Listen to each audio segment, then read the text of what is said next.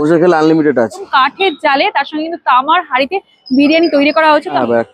ঝরে ঝরে পড়বে। এই চিকেনের পিস 85 থেকে 90 গ্রাম এরকম পিস। আলুটা দেখে নিন, রিয়াজি পিস আছে, একদম খুলে যাচ্ছে। দাদা শিক্ষিত খাসি। এই তো যাচ্ছে তো 80 টাকা সবার জন্য। বাহ, তোমাদের রাইস কি ঝরে ঝরে পড়ছে? হ্যাঁ, আমাদেরটা তো ঝরছে, এটাই দেখছি। আমুলের ঘি ইউজ করা হয়। এটা 80 টাকার বিরিয়ানি। এটা 80 টাকা। নাকি আবার চিকেন গ্রেভিও দিচ্ছে এর সাথে? হ্যাঁ, গ্রেভি দেবো তো। টাকা লাগবে এক্সট্রা? না, তাহলে free। দিয়ে দাও, ফ্রি দিয়ে দাও। লোকজনও পাবে তো।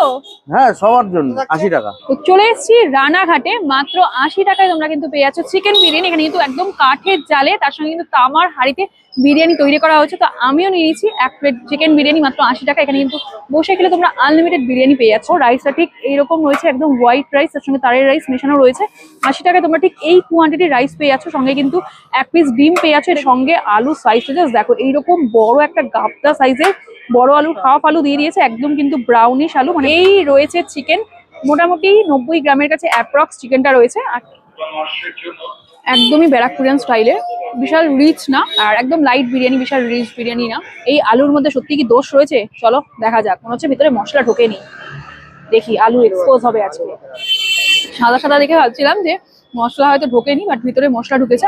চলো একটু চিকেনটা নিয়ে দেখা যাক। চিকেনটা প্রপারলি কুক হয়েছে।